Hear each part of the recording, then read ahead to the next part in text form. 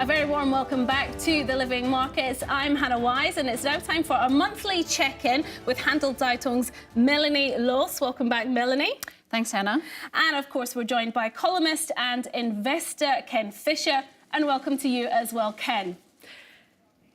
Now, in your latest column for Handelszeitung, you say that, sure, there's a lot of negativity around. I mean, we can almost list the issues facing the global economy right now. China, tariffs, Trump, yellow vests, Brexit, and the general economic slowdown. But again, you're here to give us a little bit of hope. Why are you so contrary? Well, fundamentally, most of what we've been doing, as I said in my column, is rechewing as a cow chews cud the same topics over and over and over again. So therefore, in the way markets work, they must be fully pre-priced. Secondarily, the positives ahead that provide falling uncertainty, things like eventually we get to the end of Brexit, things like eventually we conclude the trade talks with China, which shouldn't be too far away. Thing after thing actually speaks to better than people fear. You just look overnight at German GDP, which came in not robust, but slight growth, avoiding recession, avoiding technical recession. PMIs are positive. Take Switzerland. The focus was on the manufacturing PMIs, which were still positive but down, which is actually a wrong way to read them, but the actual total Swiss PMIs were actually positive and slightly up at 57.8. People kind of can't quite get their eyes yet on the positive of things, and they're focused on the negative when, again, going back to the Swiss example, PMIs on manufacturing represent a much smaller part of the economy than on service. But Ken, what makes you so sure that that stocks, especially European ones, as you say in your current column, outperform forecasts, which are rather negative? So let me just make a couple of simple points. If you look, for example, at earnings forecasts, which currently on a global basis are for slight earnings increases, every single quarter we beat consensus earnings estimates. So therefore, if you take moderate estimates of increased earnings and you beat them slightly, you get slight earnings increases. Last year, on a global basis, and in fact in Switzerland, we had rising earnings with falling stock prices, meaning therefore that we had falling valuations. The history of falling valuations in a year lead to rising valuations the next year. So you get rising valuations and earnings. That's nice. The decline that bottomed on December 26 was the closest correction bottom or bear market bottom to the end of a calendar year in measured history. And when you just look simply at the average bounce off of a stock market correction, looking at the very long U.S. history as an example, it's 34% before dividends, as I say in my column. If you just apply that to this year for U.S. stocks, global stocks, European stocks, then you get to some still more than 20% to go ahead of the advance we already had in January and to date in February. And I'd make one. Oh, go ahead. Go ahead. Sorry to interrupt. The other thing you're saying is that 2019 is going to be a good year because there aren't any consecutive negative years, despite if there's a global recession. Is there any evidence for this?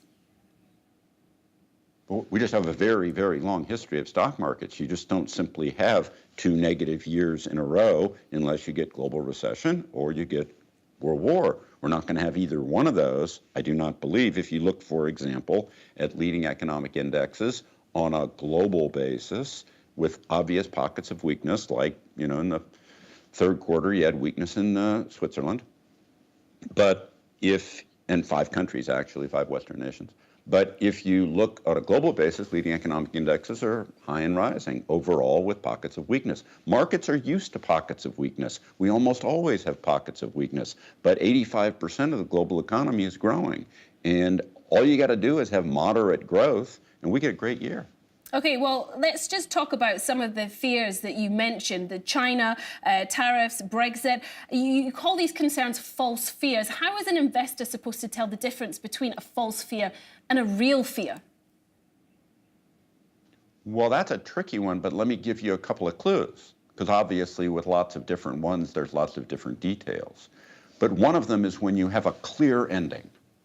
Because a clear ending ends uncertainty. Markets hate uncertainty. And you take Brexit, for example. We're gonna come to an ending. The worst that people can envision is still better than no ending at all, because all of the businesses that operate on a global basis finally get certainty as to what the outcome is and can finally move forward with plans. This is all well and good for the long term, though. What about the short term? How is an investor supposed to navigate the short term? Markets pre-price events. Simply, people need to get into their bones that markets pre-price, they move ahead of events. The end of Brexit comes very soon. If you just think of that, markets are pre-pricing that end right now. Secondarily, if you look at something like the China trade discussions, you could go to two things here. One of them is they either conclude soon or, as has been discussed in the last 30 hours, Trump may extend that for another 60 days, but still, markets pre-price the next 3 to 30 months, and the end of those tariff discussions will come there. You look at what President Trump has done time after time after time in hostile discussions. He starts off talking like a crazy man, he asks for a lot, and then he settles for about 20% of what he initially asked for. You can see that in the last 24 hours in his budget negotiations and government shutdown talks with Congress, where he got about 20% of what he was originally demanding and screaming for, but he got about 20% of it, and then he caves. That's what he does over and over again. The trade talks will come to an end, he'll get something, he'll claim victory, and life will go on, but that's in the 60-day period ahead, roughly, and markets pre-price that. They love falling uncertainty. That's what markets do. Good. And your advice also in your column is that people should invest in markets which have been weak last year. And there are 2 points there. How can you be so sure? And second, when will they pick up? As a categorical rule, countries and major sectors that fall more bounce more. And when you look at last year, you can see just a lot of nonsense. I mean, a place like Spain with a growing economy did worse than Hungary or Poland or Brazil or, for goldarn sakes, Russia. Same with the Netherlands, France, Germany. Now, Germany, of course, has had its issues. We mentioned that a moment ago with the GDP numbers just coming in and just barely avoiding recession. But the fact of the matter is that the stronger places that are doing well and growing got hit very hard last year, and you want to move into those because categorically the broad category of what's fallen the most in a bounce back in a V-like pattern, as I've described in my column, bounces back the most. Most of the drop, and this is particularly true for Switzerland, most of the drop came as the result of these approximately 500 U.S. hedge funds in December privately deciding to close without knowing that each other one was closing, and all having to liquidate by the end of the year to complete that process, not realizing that the others were, so they prioritized speed over price and cascaded stocks down to December 26. Once that was over, we get this bounce back, and the things that got pressured the most come back the most. Okay, Ken, we're going to have to leave it there. We've run out of time, as always. Thank you very much indeed for joining us for this monthly check-in. Thanks for having me. I always enjoy it.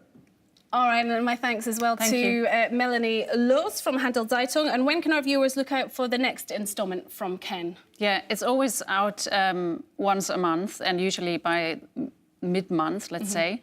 And people can check it out in the paper and, of course, online on handelszeitung.ch. Okay, thanks again, Melanie. Thanks very much. Okay, stay with us here on the Swiss Pulse. There's plenty more to come on tonight's programme. And don't forget, you can catch up with everything by logging onto our website, cnnmoney.ch, where you can also sign up for our newsletter, which is a daily update of all Swiss news and trends that we're covering here on CNN Money Switzerland. Thanks for watching. Bye-bye.